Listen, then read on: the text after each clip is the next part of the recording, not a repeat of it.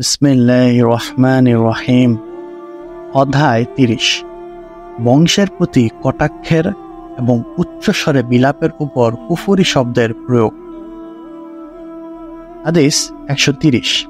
আবু বকর ইবনু শাইবা ও ইবনু নুমাইর রহমতুল্লাহ আবু হুরায়রা রাদিয়াল্লাহু আনহু বলেন যে রাসূলুল্লাহ সাল্লাল্লাহু আলাইহি সাল্লাম বলেছেন, দুটো স্বভাব মানুষের মধ্যে রয়েছে যা কুফর বলে গণ্য। আপনার একটি লাইক, কমেন্ট ও শেয়ার মৃত্যুর পরেও সওয়াব এনে দিতে থাকবে ইনশাআল্লাহ। বংশের প্রতি কটাক্ষ করা এবং মৃত ব্যক্তির জন্য উচ্চস্বরে বিলাপ করা। গাতব্য ৩৮। বংশের প্রতি কটাক্ষ করা, যেমন কাউকে বলা তুমি নিচু বংশের অভদ্র, কিংবা তোমার বংশই খারাপ বলা, কিংবা দাসীর পেটে আর কত ভালো হবে, এগুলো বলা কাফিরদের অনুসরণ করা। কারণ জাহিলি সমাজ চরিত্রে বংশ গৌরব খুব প্রচলন ছিল, অথচ আমরা সকলে আদম সন্তান। আদম সন্তানের মর্যাদা তার আল্লাহ ভীরু হওয়ার উপর নির্ভর করে। গাতব্য ৩৯। মৃত ব্যক্তির জন্য বিলাপ করে অর্থাৎ তার গুণ উল্লেখ করে উচ্চস্বরে কাঁদা, বইটাই কাফেরদের আচরণ। অধ্যায় ৩১। পলাতক দাসকে কাফির আখ্যায়িত করা। হাদিস ১৩১। আলী ইবনু হুজর আস সাদি রহমতুল্লাহ সাবি রহমতুল্লাহ থেকে বর্ণনা করেন যে তিনি জারির রাদিয়াল্লাহু আনহুকে বলতে শুনেছেন, যে দাস তার মনিবের কাছ থেকে পালিয়ে গেল সে কুফরি করল যতক্ষণ না সে তার প্রভুর কাছে ফিরে আসে। মানসুর বলেন, আল্লাহর কসম, এই হাদিস নবী সাল্লাল্লাহু আলাইহি ওয়াসাল্লাম থেকে বর্ণিত হয়েছে, কিন্তু এখানে বাসরায় আমার থেকে এই হাদিস বর্ণিত হোক তা আমি অপছন্দ করি। হাদিস ১৩২। আবু বকর ইবনু আবু শাইবাহ রহমতুল্লাহ জারির রাদিয়াল্লাহু আনহু বলেন যে রাসূলুল্লাহ সাল্লাল্লাহু আলাইহি ওয়াসাল্লাম বলেছেন, যে দাস পালিয়ে যায় তার থেকে আল্লাহর রসুলের জিম্মাদারি শেষ হয়ে যায়। হাদিস ১৩৩। ইয়াহইয়া ইবনু ইয়াহইয়া রহমতুল্লাহ জারির ইবনু আব্দুল্লাহ রাদিয়াল্লাহু আনহু বলেন যে নবী সাল্লাল্লাহু আলাইহি ওয়াসাল্লাম বলেছেন, যখন দাস পালিয়ে যায় তখন তার সালাত কবুল হয় না। অধ্যায় ৩২। যে ব্যক্তি বলে আমরা বৃষ্টি লাভ করছি নক্ষত্রের গুণে, আর কুফরির বর্ণনা। হাদিস ১৩৪। ইয়াহইয়া ইবনু ইয়াহইয়া রহমতুল্লাহ জার ইবনু খালিদ আল জুহানি রাদিয়াল্লাহু আনহু বলেন যে রাসূলুল্লাহ সাল্লাল্লাহু আলাইহি ওয়াসাল্লাম আমাদের নিয়ে হুদাইবিয়াহ প্রান্তরে বৃষ্টিপাতের পরে ফজরের সালাত আদায় করলেন। সালাত সম্পন্ন করে তিনি উপস্থিত লোকদের লক্ষ্য করে বললেন, তোমরা কি জানো তোমাদের রব কি বলেছেন? তারা উত্তরে বললেন, আল্লাহ ও তার রসুল সাল্লাল্লাহু আলাইহি সাল্লামই ভালো জানেন।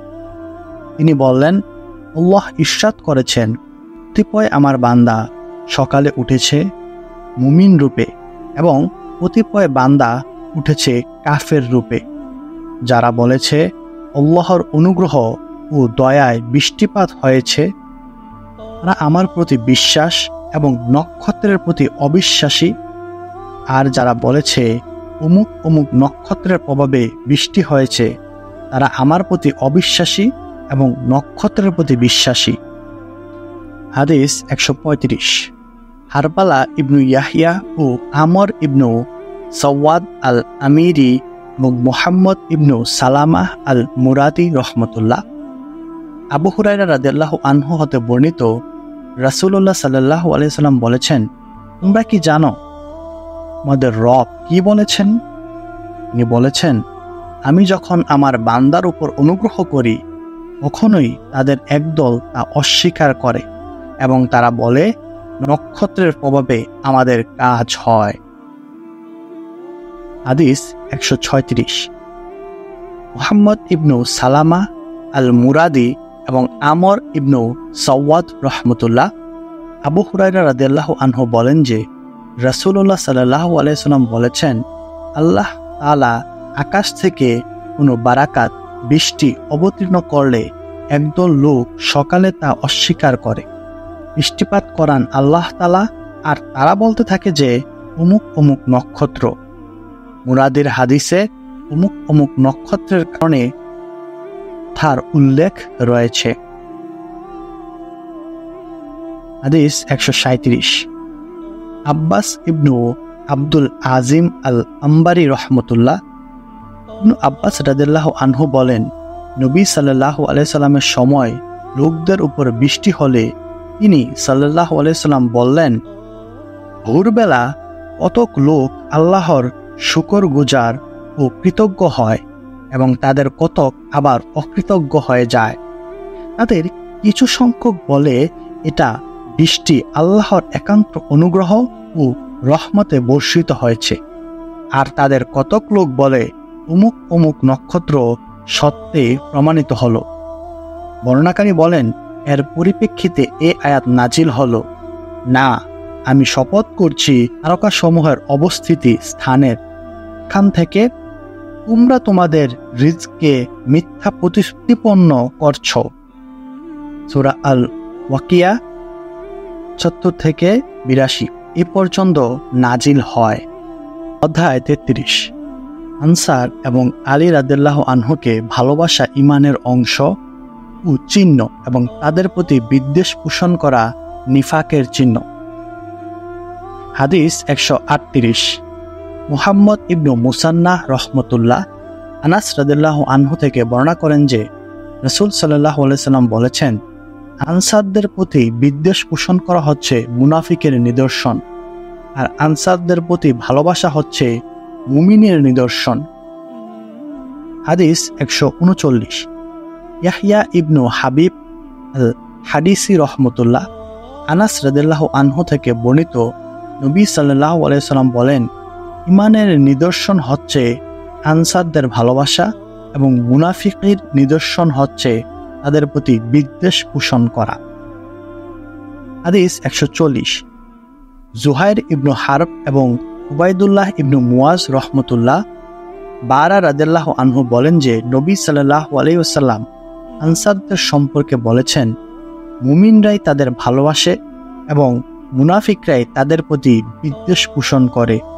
যারা তাদের ভালোবাসে আল্লাহ তাদের ভালোবাসেন, যারা তাদের প্রতি বিদ্বেষ পোষণ করে আল্লাহ তাদের ঘৃণা করেন।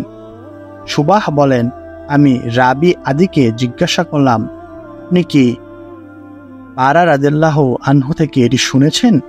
তিনি বললেন, বারা রাদিয়াল্লাহু আনহু স্বয়ং আমার কাছে এই হাদিস বর্ণনা করেছেন। হাদিস ১৪১।